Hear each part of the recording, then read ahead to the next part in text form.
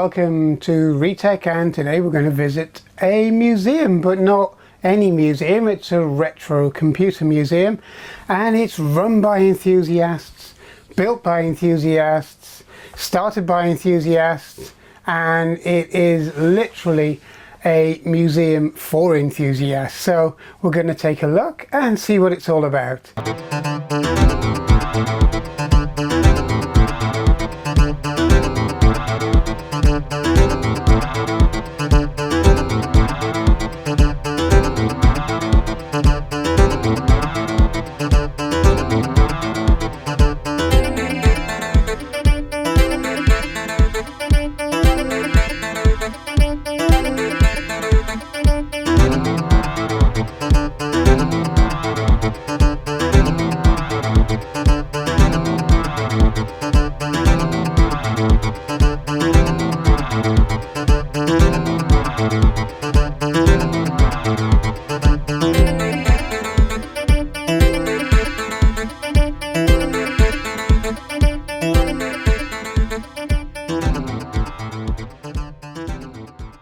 The museum started because over the years I collected all the stuff I'd got. Yeah.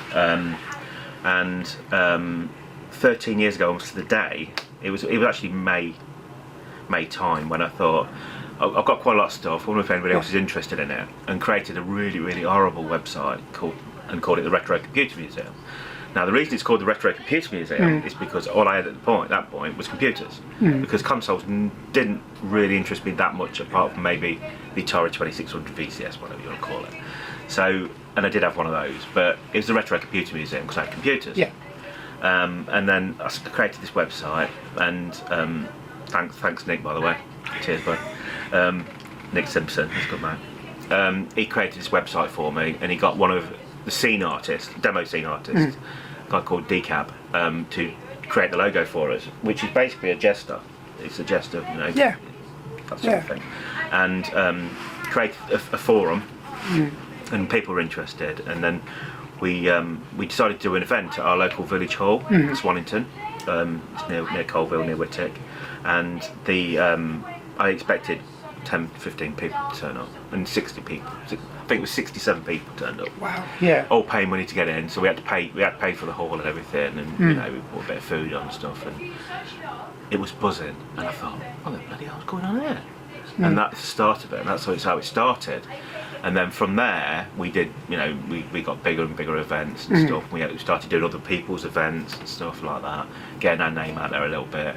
And then we moved from my garage, which was a garage and attic, into a unit in Earl Shilton, inside a big ex-shoe factory, and the room was probably wasn't as big as the room we're in right now, and it was really cheap rent. It was like 40-60 quid a month or something ridiculous, and the landlord was lovely. He's a true gent. Love him.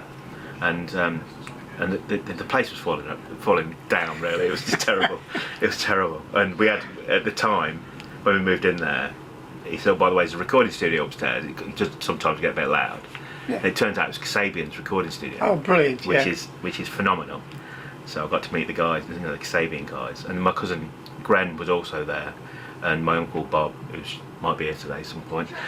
He had a studio there as well, and then. So we were in this room, and it slowly but surely people started noticing what we were doing and stuff, and we did this one event, and this event went quite big, and all of a sudden I turned round, and we used to use the stage area in this village hall to put the donations on. I went, what the hell's going on there? And the entire stage was full of donations. Wow. Of different machines, all sorts, you know, boxed Ataris, 2600, you know, games everywhere, cassettes, and you know, loads of machines, everything. I went, where's all that come from? And loads of people had turned up to our event and brought their kit they don't want anymore. Wow. Chucked it on. So my collection went from my collection to everybody else is joining in, and over the years, that's what's happened. People have literally given us their entire collections. You know, one guy gave us 60 odd machines. Wow. And you're talking thousands of pounds. monetary value. There's thousands of pounds, literally. And then so it's got bigger and bigger. We moved into another unit.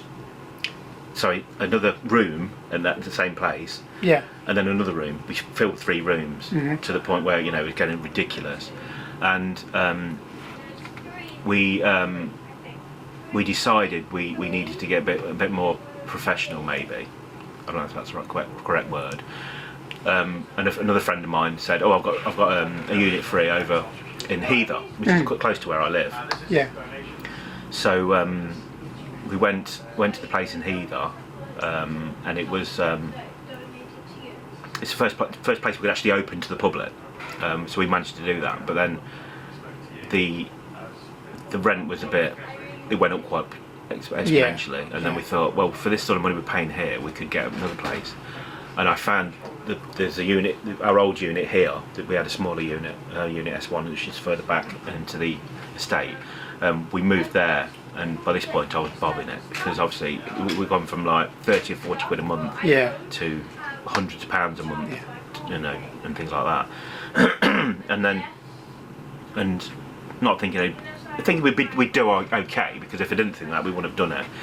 This is still all in our spare time, and all the volunteers and the guy sitting behind us now, Andy joined, pretty much then as well, and been supporting us since the early days, really.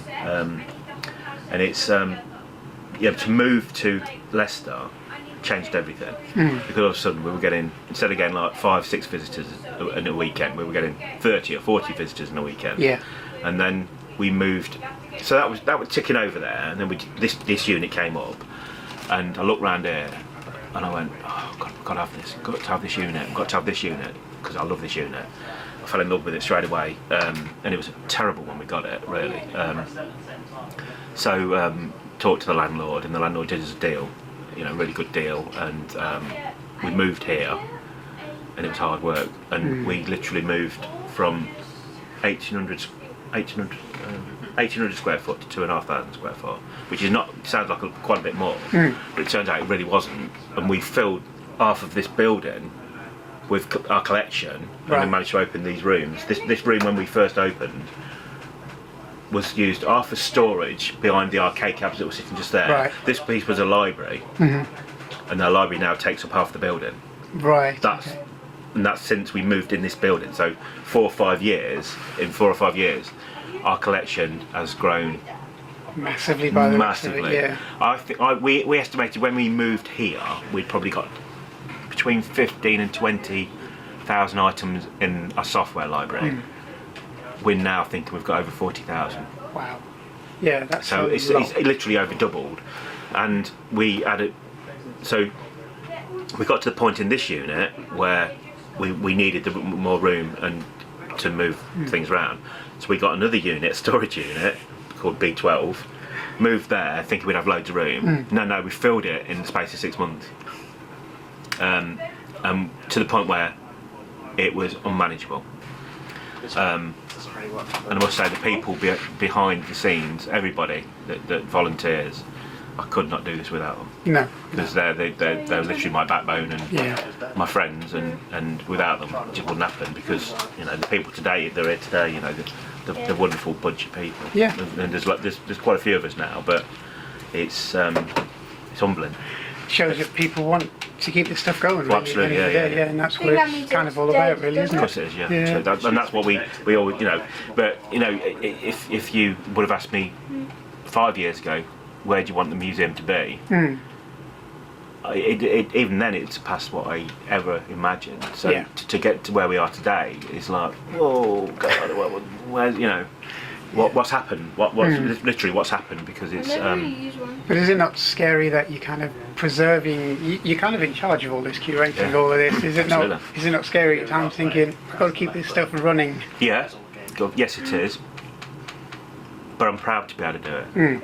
And the team we've got, certainly the team we've got right now, and we've had for a few years now.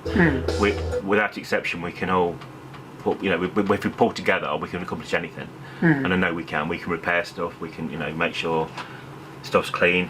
I mean, I enjoy tinkering. I'll take a Spectrum apart just to see what's going on inside it, and if there's something wrong with it, we can usually sort it. You know, Commodore 64 is similar as well. And I really enjoyed that side of things. So the technical side I love, and you see I like programming as well.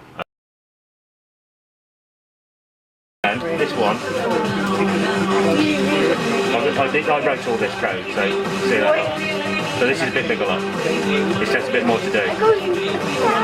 Yeah, there you go. So if we go line 1, 1, sometimes how many lines actually is? 131 lines of code. I actually enjoy programming still, which is, until I do it for a day job as well, a little bit as well. It's still nice to be able to enjoy that sort of thing. Yeah, it's nice to do something that you really want to do. Yeah, I mean, the museum is my it's my passion, but it takes up a lot of time. Obviously, I have to work as well to earn some money, but no, this it's lovely. I love the place. It's just fantastic. Brilliant. And I've made a lot of friends because of it as well. Yeah. From all around the world. Yeah. Which is great. Which is brilliant. That's that is one of the best things, I think. It is. The fact that I've got friends now that my heroes almost. Literally, you get to meet people that wrote games back in the day, or wrote music, or did the graphics, or whatever.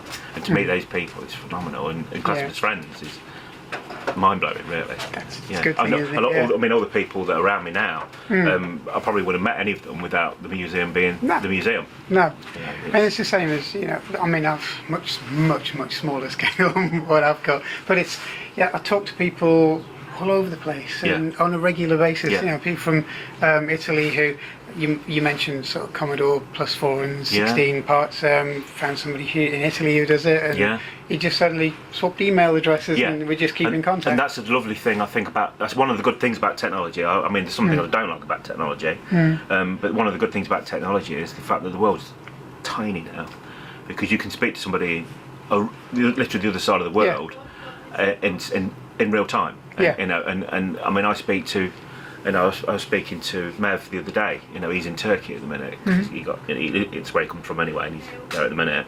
But you get to speak to Mev, or I get to speak to friends in America, or friends in Australia, or friends Germany and the Netherlands, and I love that side of things as well.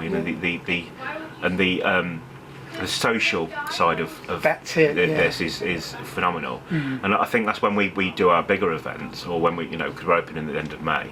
When we do our bigger events, some of the bigger events are phenomenal, because there's we have an alcohol license, we have a little bit of food on, stuff like that, but then we'll get like David Pleasance will turn up, or Jim Bagley will turn up, or Rich Stevenson will turn up, or there's loads of other people that turn up for us, and we've got we've got musician friends that turn up and do some live music for us, and it's all wonderful, and that side of things, and it's quite funny then, because a lot of the time the people come to play games, but they don't really play games, they just talk, because they're seeing their mates again, and that's it's brought a lot of people together. That's what you do. And again, that's another thing I'm proud of, the fact that we've brought a lot of people together, and you get to meet these lovely people. And that's what it's all about. That's what it's all about. I never expected this, I must admit. This is that's an added bonus to me. I mean, it's kind of the same as me. I've been talking to people. I mean, Terry Stewart, do you know? He's if you go on YouTube and Google his name, I think he was one of the earliest people to kind of start documenting some of the old machines. Hi, my name is Terry Stewart, and thanks for visiting my YouTube channel. This channel is used primarily to support my classic computer interests, and on it you'll find videos of my vintage computer collection. There's one or two clips pertaining to computer nostalgia, and perhaps in the future you might find one or two clips on maintaining or repairing these old computers. Enjoy.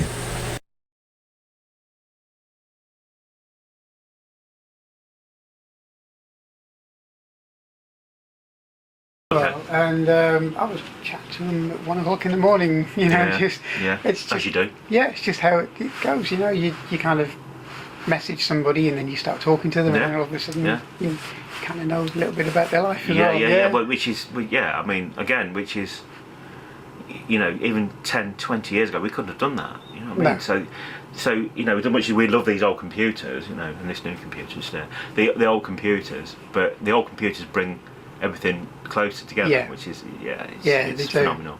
But I mean, to be able to speak to somebody like you know, RJ Michael on Facebook, and you know, and Bill Hurd, and anything, it's Bill Hurd. Jesus wept, and he talks to people like, he gives his time up, and the same as RJ makes me laugh every day because he usually posts something that makes me laugh. And you know, these are all characters that, David Pleasance, you know, to meet David Pleasance through a friend of mine, and now I'm mates with David Pleasance. That's just mental. David Pleasance. I used to read his articles in, you know, the Amiga magazines. In the magazines, and the guy will come sit next to me now and you know, have a pint with me and put his arm around me and give me a hug when he can, of course. And that's like, what? Well, I did some ads for. Do you know Can you remember Quicksilver software? Oh yeah, of course. Yeah. Well, that was I actually. Mark Isles. Yeah. Myself and Rod would rather have not sold the company and kept it going. The company was very successful, and our argument was that, well, hey, it's going to earn as much money over the next few years as we could get through selling it, so hey, why not keep it going? I used to kind of got past where they set up. I just emailed him one day, and he did this almost 2 hours of footage for Oh my god. And he's brilliant. I mean, yeah. I can't. He's really good. Yeah. And you know, he's just chats on, sends emails, talks, and he's a really nice guy. And he just sat there and he did. I didn't expect him to do this. He needed a massive amount of footage. Yeah, mental, isn't it? And I didn't really have to do anything with it because he just sat there and did it. Yeah. You know, which was really fantastic. And again, really nice guy. Yeah. You probably need to get introduced to Andy Remick as well. He's a filmmaker.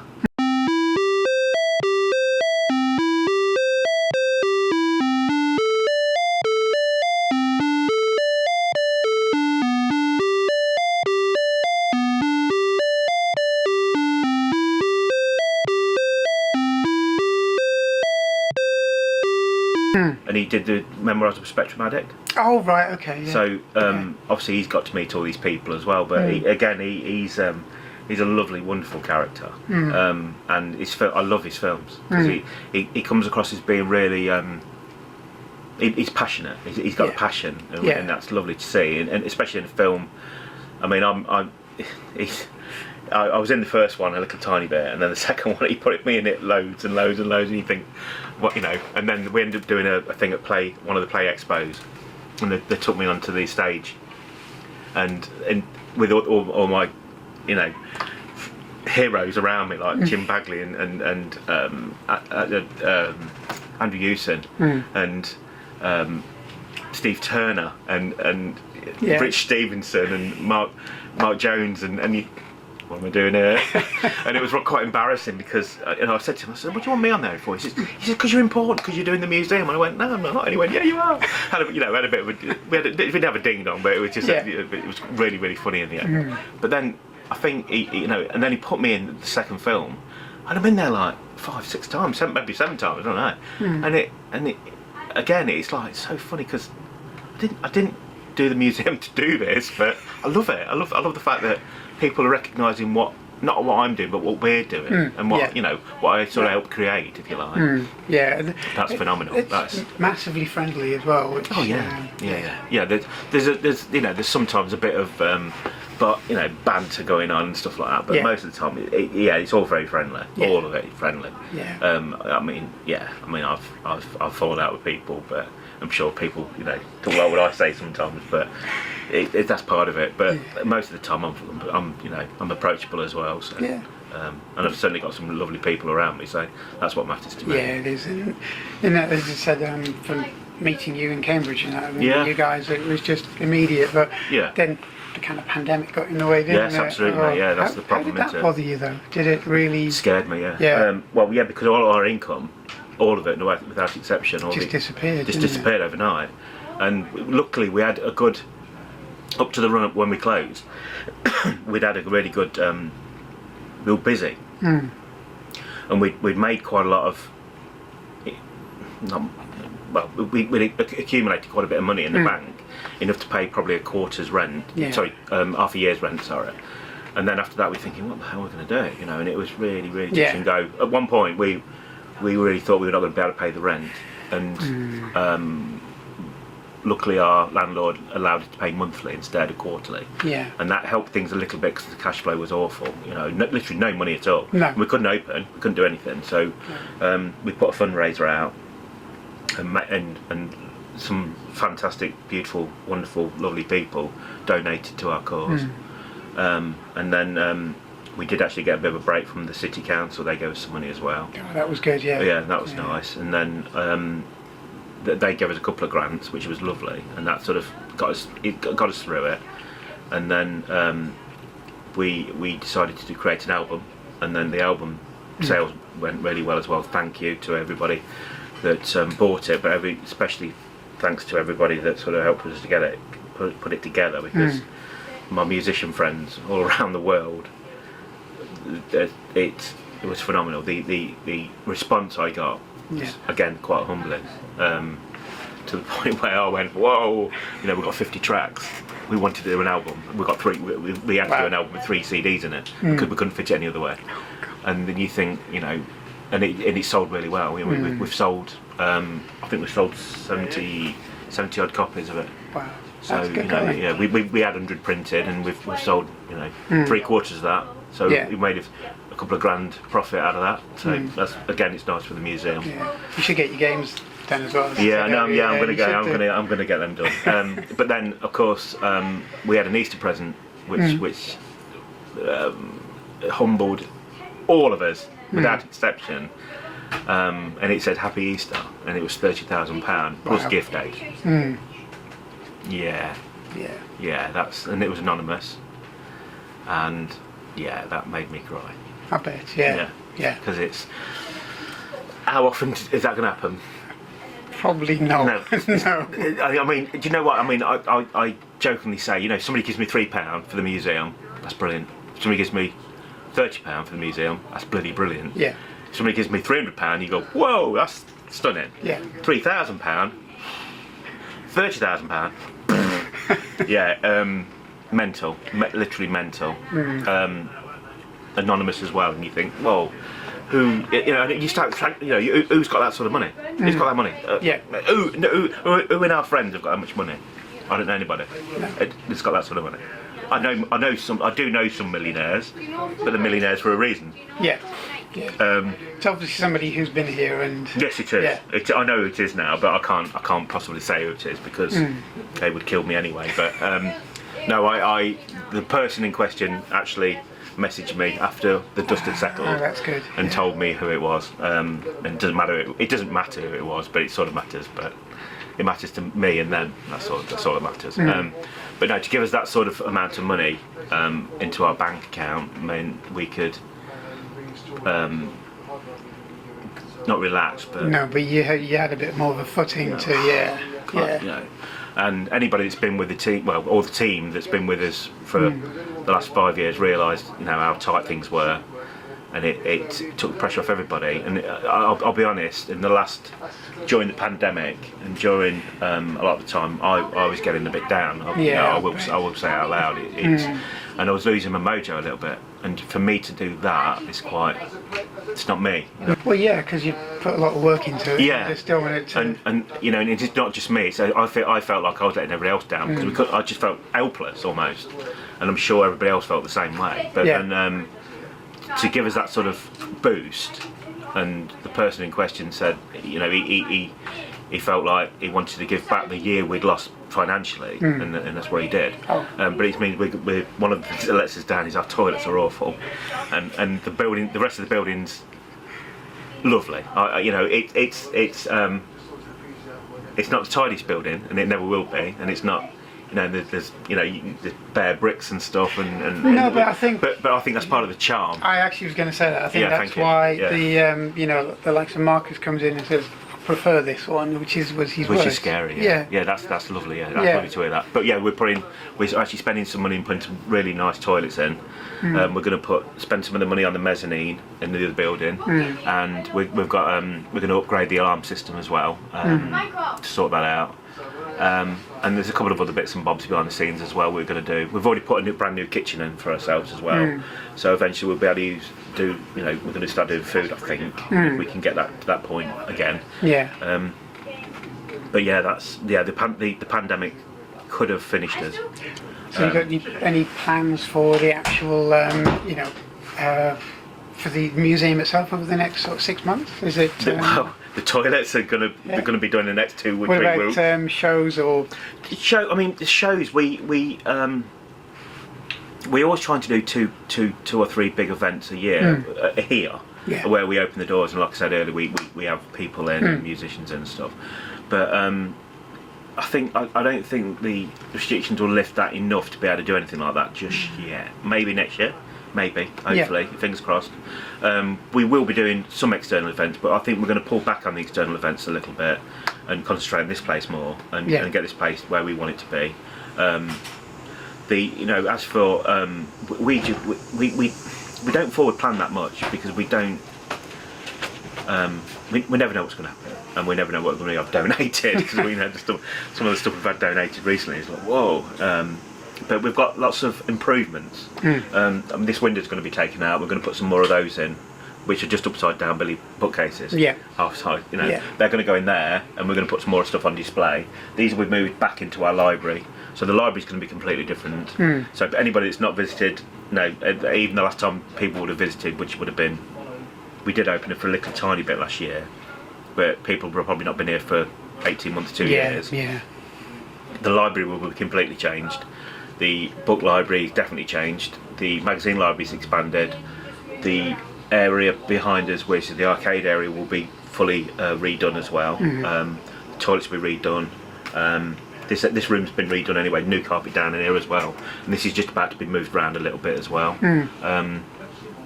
There's all sorts going on really. But like I say, we don't forward plan as such because it's not in my nature to. I don't think we may have to do a little bit, but I can't wait to get back to the big events because they mean a lot to me as well. Yeah. What about events in other areas as well? Yeah, we've got some stuff we had to postpone that we've already been booked. We do a few events. We do obviously the ones in Cambridge. We do at the museum in Cambridge. They're lovely because we get to see our mates, our colleagues, and the fact that TNMOC are there, and we're at the Centre for Computing History anyway, and we're there, and we all chat, and people probably think we hate each other. We really don't hate each other. We're all good mates, honestly.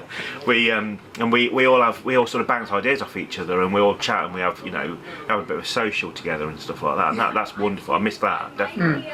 But even doing, we did Play Expo a few times. We've done Revival. We've been to Revival. We've done a couple of Revival events, and we will be back to doing Revival events as well with Craig. And fingers crossed anyway. Once they can start happening again, I think everybody will be happy because the scene's missing. Missing that bit. I think it's needed. I think we all need a bit of a let go if we can.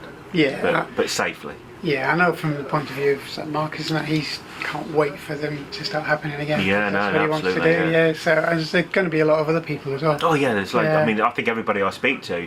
We have messages daily. So when you opening, and we've announced now we're opening obviously the end of May, the bank holiday May, at the end of the May bank holiday thing. So yeah, to be able to open even then, and the ticket sales are going really well. But no, I think I can't wait to get back to. I'm missing all my mates. It's the first time Tom, one of our volunteers, has been here since November.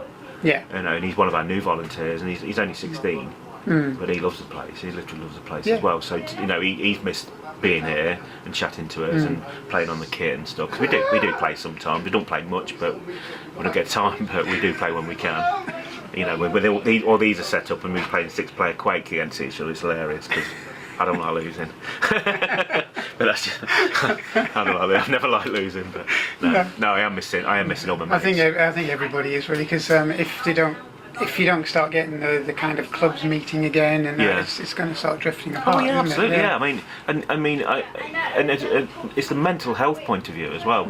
You know, hopefully it'll get back on its feet in the next sort of 6 months. 6 months, 12 months, yeah, definitely. And then, but I think it will change things forever Yeah.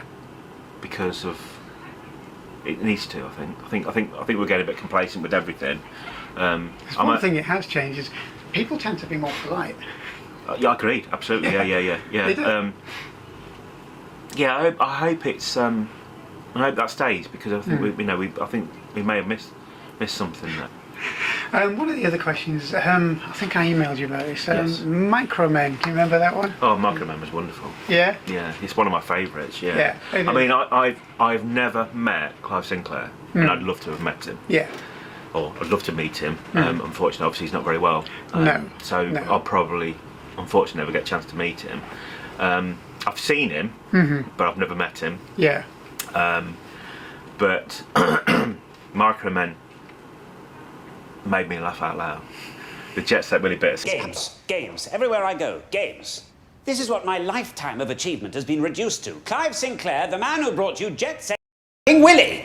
Especially because of, and I get the feeling it was quite accurate. Reasonably. Yeah, reasonably Some of it accurate, was made up. Yeah. I've seen interviews with the people involved other than Clive Sinclair, and it makes them chuckle as well. I mean, yeah. I mean, it sets out to portray lots of things, and I think it did that. Some made up, some not. But, no, I loved it. I think It was great. a brilliant. I think it was wonderful. Literally wonderful. It was really good, and it got. I think people did knock it slightly for the portrayal of Sinclair because he wasn't as It wasn't vicious. quite as vicious as that. But I do believe he had a temper. Yeah. Of course he did. But then again, I think we all could have if we pushed it hard enough. But I think. But after saying that, it's a bit like I'm a fan of Steve Jobs. Yeah. And some people are not. No. And I think I don't think he treated people around him very well. But he was a visionary. Now Yeah. Clive Sinclair is a visionary. Yeah. And to give me the pleasure of the ZX81, Yeah. the Spectrum, the C5, and everything after that. But he did that for millions of people. He did it for which millions of is- people, and he did it because he got a passion, and I understand that passion. And it's like the people around him. Yeah, he probably didn't treat him that great, Nah. but he But if it wasn't for his company, you got to. People forget that you wouldn't have Acorn. No. You wouldn't have Jupiter Ace. No, you wouldn't. wouldn't. No. This is the thing. Yeah. This is what, and Sam Coupe. New Brain. Yeah, Because that came out. Sam Coupe was based loosely on it, Yeah. And you think, he was a visionary. I mean, you could say the same about Bill Gates a little bit. Bill Gates is a character. Yeah. And Richard Branson is a character. He's a character, They're all up there with me. Even I mean, Alan Sugar. Again, he's up there with that because fair play to Alan Sugar. He did really well. Jesus wept. He mass-produced stuff, but we've got Amstrads that don't break. No. We've got Amstrads that are over 30 years old, Yeah, and they're still work. going. Yeah. Yeah, the occasional power switch goes or a RAM chip goes, Yeah. but bloody hell, No, I mean a lot of people give Amstrad a rough ride, but I don't know because No, I don't. I he did like really it, though. well. I don't know why, but maybe we didn't see the other side of him. No, again, but it's like Acorn. I mean, we were talking about this the other day, and we have a weekly catch up with the RCM volunteers, and we were talking about Acorn. The BBC Micro especially. BBC Micro was phenomenal. Yeah, it was. And still is. Yeah. Now I've got a massive, I love Sinclair and I love Commodore and I love Acorn. I love Acorn stuff. But the BBC Micro, to be able to put all their ports they had on that machine to access things That was and the- and input output. Yeah. Wow. Nobody else thought that. No. I mean, the Spectrum, if you want to, you know, all it had was a Z80 buzz completely at the back of it, Yeah. exposed. Everything to the data lines. Do what you want and you with think, it. Yeah. and you think, right, yeah, that's a bit dangerous because you can blow, you know, you blow just by touching 2 pins, you can blow the whole lot. Whereas the BBC Micro, you know, you've got a user port, and you've got this, and you've got that, and you've got the it was a sideways RAM and all sorts of things going on, and the ROM, you know, ROM sockets. Wow. Yeah. You know, but you know, and you can see why it costs more. Yeah. Because more thought, you know, not more thought. That's the wrong word. More technology's in there, and it's more expandable. Yeah, and it wasn't. The doctrine wasn't to cost reduce it. No. And that was the biggest thing of the BBC Micro. I mean, I love the Acorn Atom. I think Acorn Atom was a beautiful machine. Keyboard was beautiful, and then and to program it's lovely. It's a lovely machine. And again, the BBC Basic is easily one of the best. Yeah. And to have inline assembly. Who else thought of that? No. Holy God! And without Acorn, we wouldn't have ARM. Without ARM, we You wouldn't have your mobile phones. mobile that you phones got now, or you know, all the kit you're using today, or the kit over there, or you know, anything round in this room, some of this stuff in this room No, you just is wouldn't ARM have it. based, and you wouldn't have it. And you think, you know, but to say that, you know, people saying, "Oh, this is better than this is better than this," I don't care. I don't think it is. I think I they don't all care about did. They all had their own niche, so they Absolutely. can't really be better than. Commodore, after being American, Yeah. you know, but what Commodore did was mental. You know, to go from calculators, well, to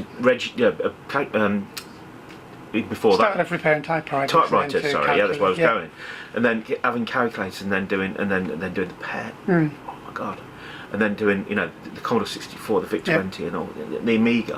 I mean, obviously the Amiga wasn't there technically, but the Amiga, to produce the Amiga, you know, Atari turned it down. But again, you got to mention Atari. Holy God, you know, Atari's amazing. Well, if it wasn't for Atari, you wouldn't have Steve Jobs. Exactly. Nolan Bushell gave him a start. And you wouldn't have from Atari. I mean, you know, the things they produced. I mean, a lot of the Atari stuff later on was produced by the same people who did the Amiga. Yeah. You know, and you think it's all intertwined. Yeah. I mean, but even the UK side of things, just Acorn, the Acorn side of things, the Sinclair side of things, and everything. You've got to put, you know, as much as some people wouldn't say this, but Clive Sinclair, you know, Sinclair Research, as a firm, as a business, changed the UK. It did, and it also put out a lot more machines than he would even thought about, because a lot of companies sprang up from being ex-Sinclair employees. Yeah, absolutely. Yeah. I mean, it's like the Cambridge, the Z88. Yeah. Oh man, that machine to run on, I think is it 6 or 8 AA batteries for hours and hours and hours. What a beautiful machine. And you know, the keyboard is really nice. Yeah, it's one of my favourite machines. Yeah, genuinely. it is. I've got one. It's fantastic. Beautiful. And you know, I've got one of the ROMs for it that's got like Manic Miner on it. Yeah. Somebody's written Manic Miner for it. Wow. Yeah. But how does that work? You know? It was again a little bit ahead of its time. It was. It was. But the machine behind it, the C5. Yeah. The C5, it's an electric car. Okay, it's not great. No, but it was an electric car in the 80s. But it's an electric car in the 80s. Yeah. And electric cars have only just come in to the forefront in the last 10 years. Yeah. So no, but Clive Sinclair did it well before everybody else. Sorry, but you know, it's just the technology wasn't quite there. No, it wasn't. No, it wasn't. But without that, would we have what we got now? I don't know. I mean, yeah. I mean, we've got to give him lots of credit as a person and as a business. Yeah, definitely, I mean, my dealings with him have been brilliant. I mean, he's been very polite, nice to get on with, you know, and I didn't see the other side of him. Yeah, so I only saw the Clive Sinclair side. He's kind of Uncle Clive persona, which I think is his more genuine side, to be fair. I know. I have heard that, to be fair. But also, I've seen him, but I didn't get a chance to meet him. So, you know, to have met him and spoken to him, I don't. He's one of them people, though. I don't want to say to him. I don't want to say. He's a character. Because I met Pete Townsend a few years back. Just before a concert. So no, it's after a concert. Anyway, whatever. And he signed my Live at Leeds CD, which was made in 1970, the year I was born. And he signed it, and I just said, thank you. What else can you say? Yeah. So you know, to meet like people like Clive Sinclair or Richard Branson or Yeah. Alan Sugar, what would you say to them? What would you say? No. You know, any of it. You know, what would we say? I think unless don't know. you're doing something with them or for them, then there's not really much you can say, is there? Thank you. know? Yeah, Thank that's you. it. Thanks for the memories. Thanks for the thought. Yeah, You know, wow. You know, changed our lives, all of us. yeah. Yeah, it did. It changed a lot of people's lives. And Yeah. there wouldn't be so much of an IT industry if it wasn't No. for the early pioneers. No. you know. I mean, that's the thing. A lot of the software developers, you know, the coders, we're going to call them, from back in the 80s, 70s and 80s and 90s, still do it to this day. And, Yeah. you know, the musicians and everybody, and they're still doing it to the day, Yeah. you know, working for big companies. And people think they're all American. No, they ain't. Most of them are British. You know what I mean? You know, no. You know, Cambridge alone, look what Cambridge produced. Yeah. Can you ever see yourself putting more consoles and all that kind of things from the 80s and early 90s into here, rather than just PCs? Maybe. In that room there, that's Yeah. what. Yeah. So these PCs in here were put here to be part of a classroom. That's not really happened, and they've sort of been taken over as gaming machines. Yeah. So what's going to happen is these are going to be moved to another building and turned into a proper classroom. Oh, okay. With the games left on them, but more for coding and stuff like that, because we're going to do some coding with schools and stuff. But then we're going to put more machines back in here, some consoles and stuff that we've not got out at the moment. That's the plan at the minute. It may change. Yeah.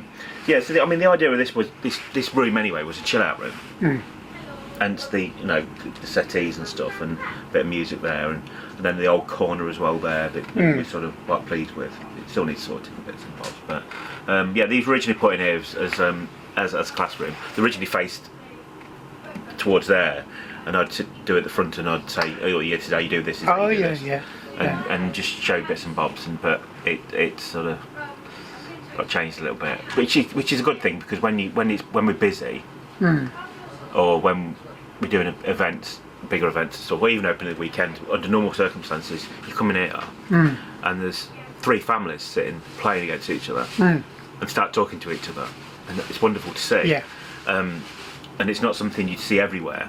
And the amount of praise we've had for doing this is, you know, do we leave it as it is, or do we move it? It's really difficult, because you know, as much as I'd like to see other systems out, the systems in there will work, and people use them. We've put other systems out, like, I mean, one of the systems that sort of never gets any love is the Intellivision. We have one guy asking for it, and I quite like the Intellivision. Yeah. Another one, I mean, the Sam Coupe doesn't get much of a look No, at. I'd expect it to get a little bit more than it does. Yeah. But so what's happened over the last few years? So when we started this, when we started this, I'll say the words geeks and nerds, or GERDs as my sister called them. It was mainly people passionate about what we're doing, and over the last 13 years, certainly over the last 5-6 years maybe, that's changed completely. Yeah. And it's more family based. So the idea of this bit here was now and again clear a bit of space. We'll get a Spectrum out, get a soldering iron out, desolder something, or a motherboard of something. Yeah. It doesn't matter if it's Spectrum, whatever, Commodore 64. Change something around, and then show people what you do. But because it's more families, and we get little ones, we get we literally get we've had a 2-year-old playing on Sonic the Hedgehog. Yeah. Brilliant. 2-year-old. Yeah. Holy God, playing Sonic the Hedgehog better than me. They've probably got their own mobile phone as well. Well, yeah, exactly. This is the thing. So that's so instead of being, we still get people like myself and Gerds. But we get more. We've had like 4 generations of a family come in to meet up here, and then sometimes the mum will want to sit over and chill out. Sometimes the mum will play on the bloody Amstrad. Oh yeah, have you got Oh Mummy or something like that. Yeah. We'll play on that. So, but that's what's changed, I think, in the last, and I hope we get that back, because that's part of our charm, maybe, and the fact that anybody can come into this building and feel at home straight away. Yeah. My thoughts have always been, it should be like going around one of your mates' houses back in the day and playing on some kit you hadn't got, but they'd got. I actually think you've got there, because it said what Marcus said. I think that's no, I'm I'm pleased about that, because I never wanted people to come in and go, I don't want to touch anything, because okay, we call it a museum, and we are a museum. We are, because we've got stuff in here that's valuable, and we've got stuff that's priceless. But if you're too stupid about it, it's like my Commodore 64 that's signed. If somebody wants to have a look at it, they can have a look at it. No, it's not. It is my Commodore 64. It was my Commodore 64. It's in the museum now. But no, but if you're too precious about stuff, you'll end up being stale. Yeah, it's like you're loaning out your car. If you're too precious about it, you'll never do it. No. I mean, if anybody, anybody can come in here and play on anything they want to play on within reason. And if there's a machine that we've got and it's easy to get to, which will be eventually, that we've not got out and they want to play on it, chances are we'll be able to go and get one for them. And then that's why this area may change into. We may have a round robin system in this area, because that area there sort of works for us, and we're going to change things. But it's like a Sinclair QL. We've got a Sinclair QL with an SD card on it and things like, and the old discs even, and we can load that. And we've got we haven't got any Dragons out at the minute, and we've not had Dragon out for ages. Yeah. So, but we can put a Dragon 64 out. We've got a Dragon 200 up there we can put out. Yeah, I saw that. Yeah. We've got an Atari 1200 XL sitting up there that we could put out. We can put, any machine that. We've only got one 1200 XL. We've only got one Dragon 200. But if somebody wants a quick play on it, not a problem at all. But you can't be daft about it. But let's be serious about it. But that's what it's all here for, and that's what we're here for, to allow people to play the stuff they didn't play on, or the stuff they had and have not played on for years, and enjoy themselves. So if people leave this building, people leave this building still smiling, we've done our job. And if people come back, we've definitely done the job. And if people say, oh, can I volunteer, we've definitely done the job. That's what you want. And it's happened lots of times. We've had people that live, one of our volunteers who's been with me the longest, Rebecca, lives in Portsmouth. Yeah, that's and she comes from Portsmouth. Obviously she's not been here for a while because of restrictions and stuff. But she'll just think nothing again in the car, driving 2.5-3 hours to get to see us, spend the day with us, and she's always doing stuff for the museum behind the scenes.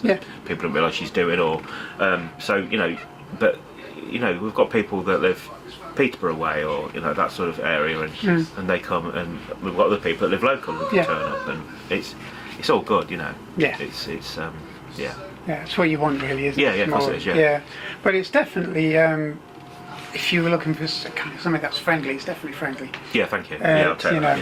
I hope so. Because again, it is. Cause I always thought the building made a place, and we've moved 3 times now, and we've been told we've got the same atmosphere. So to me, and I'll take credit for some of this, it's got to be our personalities as well. They must shine through a little bit. It's got to. It's got to be the people. It's got to be the people. Got to be. And I'm quite proud of that, because it means I've, in a roundabout way, I've surrounded myself with people that are similar to me, and the same passion as me, and that's great. Like right now, we can hear your son. You can hear him. You can hear him chatting away to people. He'd never met Tom before. He met Simon and met me. But might not remember us ish. I don't know. Been a while. But he's talking to Tom as well. And Tom's relatively new to us, really. Technically it's been 2 years, but I think it's 2 years, maybe longer. But we've not seen him that many times because of COVID. But again, and Andy was here earlier, and Andy will speak to him. But so we're all a friendly bunch, and we're easy to get on with, and that's what I like. And when we do school visits, there's one school in particular in Hinckley that I actually went to, that I was back every year, and we managed to. It was the last thing we did last year before the second lockdown, and it's the only school we did last year, and we almost didn't do it because one child had to go home in the school with symptoms, and it turned out they hadn't got it anyway. So they said, if you don't want to do it, we understand, but we wore masks all the time we were there. We cleaned our hands. The kids were so well behaved. I won't mention the school because it doesn't matter, but the school is the school I went to, and they have us back every year, and the kids, without exception, every year are lovely, and they treat the kid with so much respect. By the end of it, they're calling us, because I say, "Oh, my name's," I wear a shirt, a proper shirt, and it's Andrew on it. I say, "My name's Andrew, but if you're my mate, you can call me Andy." So they all start calling me Andy, and by the end of it, they're all like, and because it's where I came from originally, some of the kids, I know their parents. Yeah. And when the parents go and pick them up, they're going, "It's Andy Spencer." Yeah, and it's like really, really bizarre. And you know, so I've actually taught my mates' kids about old kit. Yeah. It's so good. But no, the school visits and you know, they're so important. And if you can influence or guide or you know, I class myself as a little bit of a teacher because of that. You know, if you can sort of say to some kids that don't know what they're going to be doing, say that you know 12, 13, maybe 14, and they're not thinking about what they're going to do when they leave school, but you make them think about something. Yeah. Like one kid in particular, I showed him Deluxe Paint on the Amiga, and he went, "I love drawing." I'm thinking, okay, so I put him in Deluxe Paint. It starts as pixels. And I went, "You got talent, you know." And then you got to look at other kids that are really interested in. You sit and write a game on the Spectrum with them. We've done it out there, you know, in the main room, and wrote the Spectrum game in 20 lines of code on the proper original Spectrum, rubber key Spectrum. And they're all going, "Whoa!" And I said, "Well, if you want to go back over to the other Spectrum, we will rewrite it, and we'll do this, that, and the other, do this, and this." And then by this point, they're all you can see the little brains ticking over, you know, and you definitely got some creative coders. That's all you need, to give them a spark. Yeah. Yeah. And you know, and to have the teachers at the end of the thing go, you've changed what their perception of things. I'm so proud of doing that. That's where. And I'm missing that as well. Yeah. Hopefully that'll start. I hope it. Again. Very short. I can't wait to get back to the schools and start. You know. If we are changing people's lives, I'll take that. If we're not, as long as they enjoy it, that's all that matters. The thing is, what I've noticed is, and I think people are starting to kind of notice as well, they've all got Xboxes or PlayStations and that. Doesn't hold their attention. No. You put on a classic platformer or even, and they'll be there for hours. Yeah. Oh yeah. No, absolutely. Yeah. Yeah. It's a bit strange, isn't it? Because why is that though? I think it's because if you watch a modern game, I've done a little piece on this before. They're actually, you're not doing a lot of the linear. You're following a set path. It's like a interactive movie now. Yeah. A lot of them. Yes. Where the platform games, you have to actually think and get it perfect and jump, or agree even. with that. Yeah, no, I agree, definitely. I mean, I think the thing is as well. It's like playing Manic Miner, right? Manic Miner. It's a little tiny man, 16 pixels tall, right? And then you can play, I don't know, Call of Duty. Yeah. Call of Duty, the man looks real. Manic Miner is 16 pixels tall. Yeah. So you're using your imagination to think that's a little man. But also, a lot of the games on the Xboxes and the PlayStations are too adult for kids. Way too adult. Yeah. And they are. Yeah, absolutely. And they're aimed at. I mean, I don't like complex games anyway. I mean, I'd sooner just sit and play Manic Miner, or Jet Set Willy, or you know, Fred, or some on the Spectrum, but I like Half-Life 2. But that's an old game now. Yeah. You know what I mean? So it's not like it's. I don't like brand new games. I like new games when they're old fashioned. You know what I mean? Like Pixel. You know, I love pixels. I literally love pixels. I'm a pixel artist myself. I'm trying to be. And I've got friends that are really good pixel artists, and to be able to see a good pixeled game rather than something that looks real is much better to me than anything else. Well, I think it is, which is, I think that's why the Nintendo stuff sells so well. Yes, I think you're right. All cartoons. And that's where Nintendo have got it right every time. And the Switch and the Wii U and the Wii. The Wii controller was groundbreaking in my humble opinion, because you know you can bowl. Yeah. And it's just controlling you. But so then you've got the Xbox you know, you've got Microsoft and you've got Sony, but they're just pushing and pushing and pushing and pushing and pushing for reality almost. But they're pushing for people who have the money to buy the stuff. Kids don't have it. No, they don't. So they're... Well, how much does a PS5 cost? 500 quid? Yeah, 500 quid around about Xbox, Yeah. probably similar for there. price. Similar price, yeah. Whereas the Switch is 200 and 300 quid, maybe. Yeah. Yeah, I mean, yeah, it's I don't know. That's why I think there's always going to be a place for Nintendo. I love Nintendo, personally. It's one of my favourites. But I never had a NES, or I never had a SNES, or anything like that. N64, I never had any of them until I had this place. You know, until I started doing this. And then the SNES in particular, I love it. Yeah. But then again, the NES Duck Hunt's one of the best games ever. What a fantastic game that is. Yeah, I mean, you're right about that sort of thing, because if the kids or younger kids play on the Xbox, they'll put on the Mega Drive CD for it with all the old Mega Drive games on, not you know, the modern games. No, that's right. Yeah, I think they're missing. There's a trick miss somewhere. With, There is. Yeah. Well, but I said this about the Raspberry Pi a few years back. So the Raspberry Pi is wonderful. Don't get me wrong. I mean, I like the Arduino as well. I mean, I do a lot of I love electronics. Literally love electronics. But the Raspberry Pi, what they've done now with the Pi 400, right? So I think it's clever. I don't like it much. Thank you. Somebody's on the same page. Yeah. I get, and the colour of it is awful. Yeah. I get it because it's raspberry colour. Yeah. But I hate it. I don't like the colour. I literally don't like the colour. But the Raspberry Pi, what should happen with the Raspberry Pi for mass use is, and I think they've done it a little bit, but why not get it to boot into BBC Basic? Yeah. Right? Yeah. Fully, and then say, well, if you then give you the BBC manual from back in the day, or a copy of it, or a PDF of it, or whatever, and give you some tutorials to follow, makes you logically think how to do stuff. And it'll also teach everybody, not necessarily programming as such, but methods. What goes on behind the screen, basically? What goes on behind the scenes? Yeah. Yes.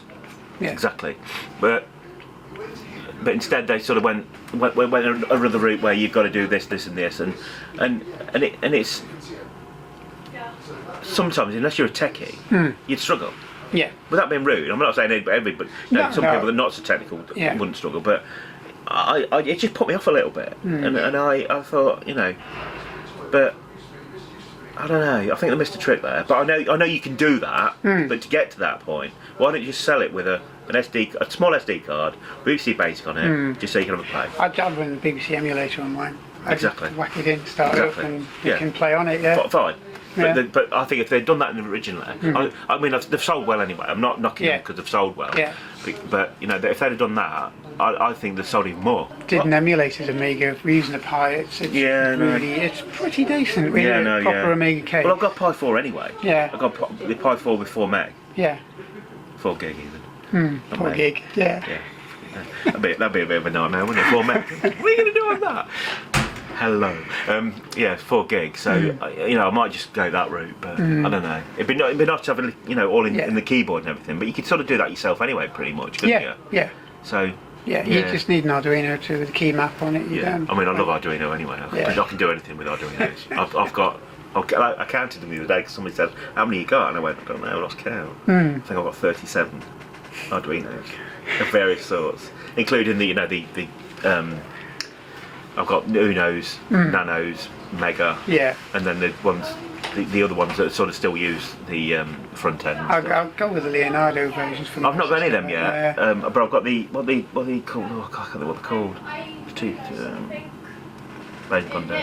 There's other ones anyway between them. Node MCU. Yeah. The Node MCU. I've got 8 of them. They're lovely. They're so cool. It's just banging serial and digital stuff out, and you think that's so easy. Because you know, obviously, if you're rocking right software anyway, it's just easy. I could just tell a pin to turn on and off instantly, or analog. They got that right from day one though with the Arduino. Arduino is wonderful, literally wonderful. I cannot fault. You know, and if you go onto like Amazon and say Arduino, and you think, geez, all the stuff you can plug into it. or do like human sensors and distance sensors and LEDs and banks of LEDs. Kind of what the pipe should have been.